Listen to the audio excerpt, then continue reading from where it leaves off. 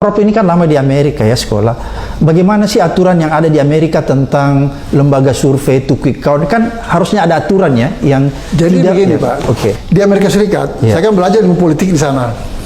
Jadi lembaga-lembaga yang menyelenggarakan survei itu adalah lembaga-lembaga yang memang legitimate. Oh, dipercaya. Dipercaya dan dia punya kemampuan sendiri membiayai dirinya gitu loh. Oke. Ini kan hambatan besar di Indonesia ini adalah lembaga survei itu miskin-miskin Pak.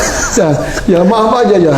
Dia cari hidup dari situ. Oke. Ya, di Amerika itu petugas-petugas lembaga survei itu bertanggung jawab menggalang dana dari publik non-stop untuk menyampaikan kebenaran. Jadi kalau mereka itu melakukan survei itu membantu masyarakat membayangkan bahwa ini arah trennya seperti itu. Dia itu ada ukuran-ukurannya. Di lembaga survei menuntun orang ke jalan yang benar. Iya, dan ada ukuran-ukurannya Pak. Ya, di sana itu ukurannya yang sederhana itu begini. Terjadinya pergeseran suara itu dari satu partai ke partai lain dipengaruhi oleh 3 faktor. Faktor yang pertama adalah faktor kepribadian calon. Jadi seorang calon yang punya kepribadian baik, punya kemampuan, punya prestasi dan segala macam itu sangat memungkinkan terjadinya pergeseran suara. Ya, pergeseran suara dari satu partai ke partai lain. Yang kedua, isu yang terbaru apa? Siapa yang memenangkan isu itu? Menawarkan lapangan kerja, atau menaikkan gengsi Amerika dalam pergaulan internasional, ya, mengamankan, menjamin keamanan dunia, isu-isu besar lah. Nah, siapa melempar itu kemungkinan masyarakat memilih ke sana. Yang ketiga baru kesetiaan pada partai, party loyalty itu. Itu 3. Itu yang selalu dianalisa oleh para ilmuwan politik. Jadi mereka bisa melihat tren itu.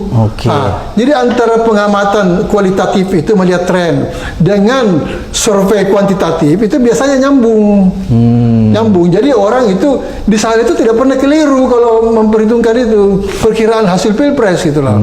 Nah, satu kali saya di Amerika menjelang pemilihan Donald Trump melawan Hillary waktu itu. Waktu saya ditanya oleh teman-teman di sana, dan saya juga memberikan bukan ceramah, memberi diskusi di sana ya. Penilaian saya mengenai itu sebagai seorang yang lulusan Amerika ilmu politik ya. Itu waktu saya beri alasan mengapa Donald Trump tidak bisa diterima sebagai presiden, dan saya yakin Hillary akan menang. Alasan saya sederhana. Donald Trump itu secara kepribadian tidak pas dengan kualitas yang diinginkan oleh Amerika. Dia kawin berkali-kali. Ini bukan kualitas yang diinginkan oleh Amerika. Dia womanizer. Atau kawin berkali-kali. Yang kedua, dia itu bisnisnya itu termasuk bisnis judi.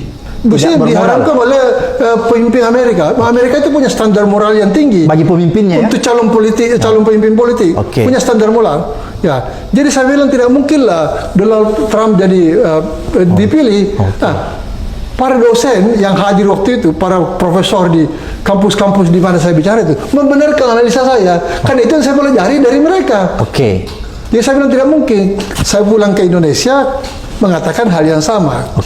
Ternyata hasilnya kan beda. Trump menang, Hillary kalah. Saya kan sibuk mencari pembenaran, mencari alasan mengapa bisa Trump itu menang. Kenapa bisa pemilih Amerika itu berubah arah, memilih Trump dan meninggalkan Hillary yang begitu bagus dia punya program-program.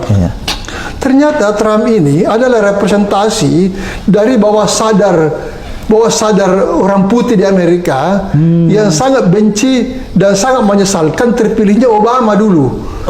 Jadi bagi orang putih itu terpilihnya Obama sebagai presiden itu pukulan berat buat mereka. Kok bisa-bisanya orang hitam jadi presiden gitu loh. Nah, dia menganggap Partai Demokrat bertanggung jawab atas semua kejahatan ini. Jadi mereka itu memilih Trump bukan karena Trump itu hebat, tapi karena mereka tidak suka dengan Demokrat. Dia menghukum Demokrat. Dia menghukum Demokrat. Itu penjelasannya. Jadi di Amerika itu selalu ada pembenarannya, ada logika di balik perubahan pilihan.